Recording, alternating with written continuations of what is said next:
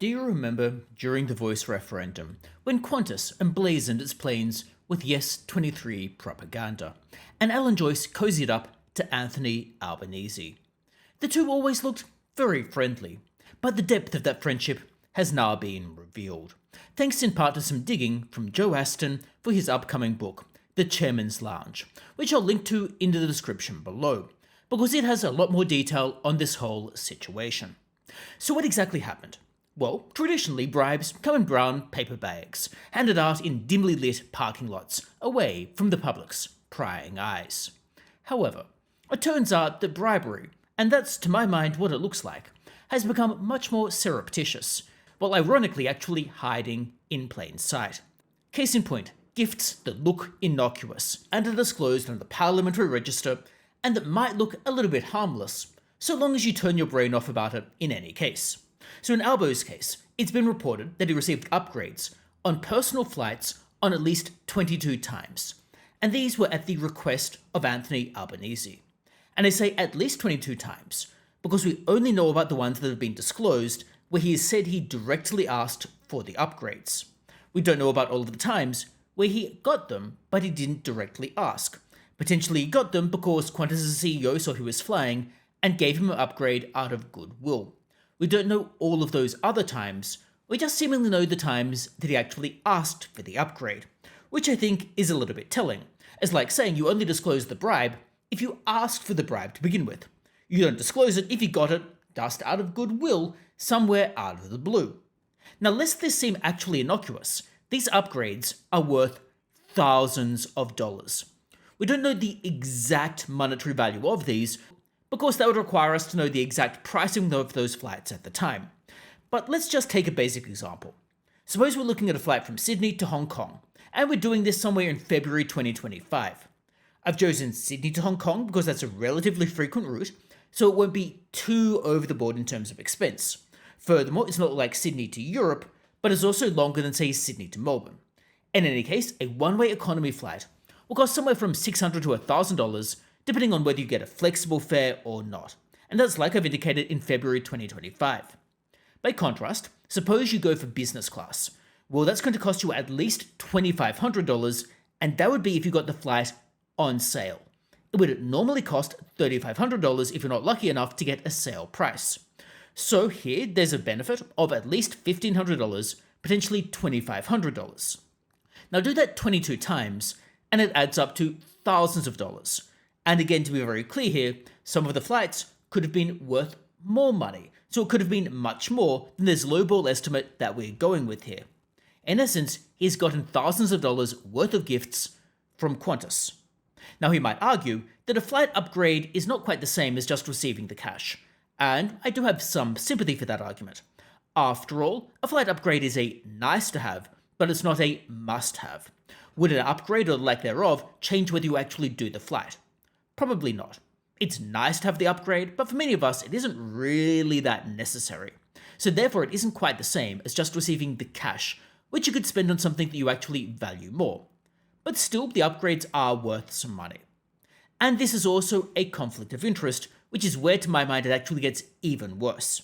For example, Anthony Albanese was the Minister for Infrastructure and Transport at one point before he was the Prime Minister.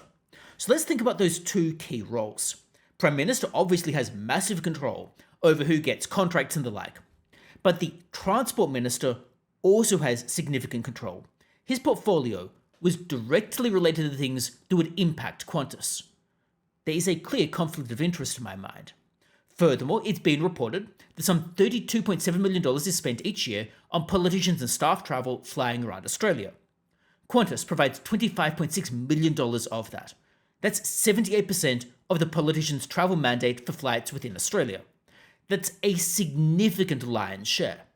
Now, of course, one might argue that Virgin Australia isn't very good and isn't genuine competition for Qantas over many routes. And that might well be the case. But the optics are very bad. And when you are taking gifts like this from Qantas, it becomes incumbent upon you to explain these decisions even more than it had otherwise been the case. So for his part, of course, Anthony Albanese did disclose these 22 upgrades, which is at least better than him not disclosing it. Now he argues that because he made this disclosure, he did nothing wrong. But like I've indicated, suppose you got cash in a brown paper bag, does disclosing it on the register mean you did nothing wrong? I mean, to some extent, at least you disclosed it so people know what happened, but it hardly means you weren't influenced. Now suppose instead of receiving those upgrades, he got a brand new car. Would that be okay as long as he disclosed it? Would it be okay, for example, for Chris Bowen to receive a brand new Tesla from Elon Musk? I think most people would say that it probably isn't. So upgrades have a monetary value, and the public at least would perceive that they would influence the politician's decision making, either overtly or covertly. Now Anthony Albanese, like I've indicated, has disclosed these upgrades. We don't know about which politicians have got them and didn't disclose them. We know some politicians have specifically denied asking for upgrades. For example, Peter Dutton and Jim Chalmers have both denied doing so. Peter Dutton specifically said, "I average 180 to 190 flights per year. None of these happened when I was Transport Minister because I have not been the Transport Minister. And none of it happened as a result of me calling my best friend Alan Joyce at Qantas. Sometimes there are oversights and human error involved. But when you're talking about having a personal phone call for an upgrade as the Transport Minister or Shadow Transport Minister, then I presume that the Prime Minister will answer questions about that. These are strange arrangements when you can pick the phone up to the CEO and ask, as a Transport Minister, for an upgrade." Peter Dutton, therefore, is saying that he didn't ask for these upgrades. Now, of course, we don't know whether he received them at some point, but he stated that he was never Transport Minister and therefore he would be less influenced, which has some merit in it. And as I've indicated, we don't know whether he received upgrades just out of the blue. Jim Chalmers has stated, "I haven't asked Alan Joyce for upgrades. No. I'm not sure if I've received one. I don't think so, but I'd have to have a look." However, it has emerged that Jim Chalmers received a flight upgrade for himself and his family all the way back in 2018. Now, to be fair, 2018 is a long time ago, and I think we could probably forgive him for forgetting a flight upgrade 6 years back, and it certainly seems significantly less bad than Anthony Albanese unless it emerges that he received and or requested more upgrades than are on the public record. After all, if Jim Chalmers is flying at least 100 flights per year, he probably doesn't remember all the times on a domestic flight he was just bumped up from economy to premium economy, which could easily have happened, and he could easily have just not noticed it in the hundreds of flights he would have done, and is very different from an upgrade after personally calling the CEO to request an upgrade on a personal flight. Now, Anthony Albanese will most likely declare that this has not impacted his judgment. But do we believe him? As it stands, I will leave you to judge whether the whole process is dodgy. I think it looks a little bit dodgy here when you're receiving 22 upgrades that you asked for when you were Transport Minister or Shadow Transport Minister or Prime Minister. It all looks like it might impact your decision making. And even if it didn't impact his decision making, and even if he is showing that he is in the clear in that respect, it has the perception of a conflict of interest. And it calls the government's decision making into account. And it also calls Anthony Albanese's own judgment into account. But let me know what you think about this whole situation. Do you think that Anthony Albanese should have taken and requested these upgrades, or do you think that he shouldn't? Or do you think there should have been another solution to prevent this whole situation?